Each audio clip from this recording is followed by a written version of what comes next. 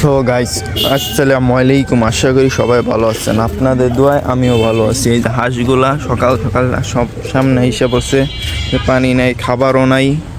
মুরগিগুলা পিছনে ডরে পিছনে গেছে, দরজাটা লাগাই দিচ্ছি।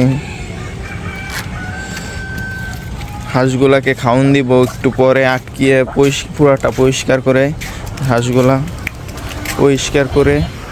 মুরগি ঘরটাও ময়লা হয়ে গেছে, প্রতিদিন পরিষ্কার করার চেষ্টা করি। এখন মাঝে মধ্যে বৃষ্টি হলে একদিন গ্যাপ যায়, সবগুলা খেলান দিয়ে ঢুকে যাচ্ছে, দেখতেছেন। ঢুকায় আটকিয়ে পরিষ্কার করে পরে আপনাদেরকে আবার দেখাবো। সো গাইস, দেখতেছেন বাইরের গুলা পরিষ্কার করা শেষ, যে একদম পরিষ্কার, যে সব বালতির পড়ছি বেলচে দেওয়া। এখন মুরগিগুলা ছাইরা, হাঁসগুলা ছাইরা ভিতরেরটা পরিষ্কার করবো। যে ভিতরের অবস্থা, এই যে মুরগিগুলা এই চঙ্গত বসে থাকে, হাঁসগুলা নিচে থাকে। রাত্রে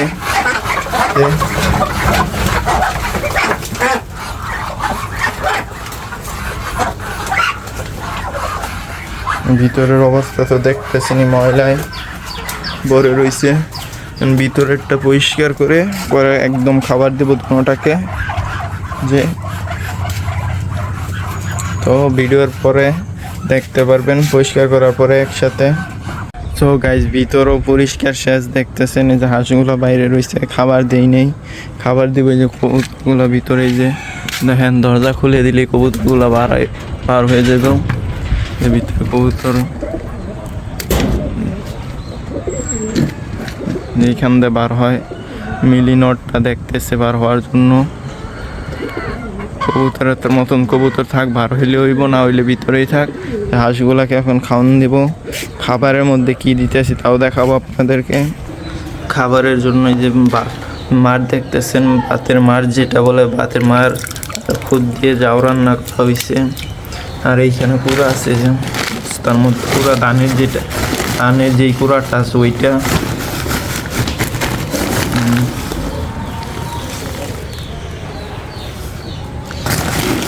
আপাতত এইগুলাই খাবার খাওয়াই, কোনো খাবার খাওয়াই না, ফিড বা কোনো অন্য জাতীয় খাবার, পুরা দান এইগুলাই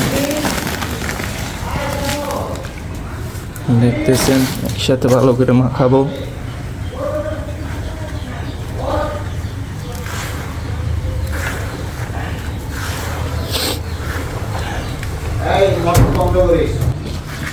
সো গাইস, মাখানি শেষ, যে দেখতেছেন।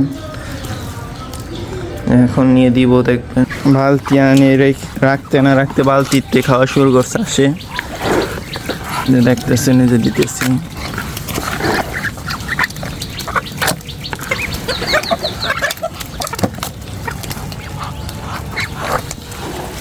খাবারের জন্য পারাপারি শুরু করছে। এটার মধ্যেও দিব।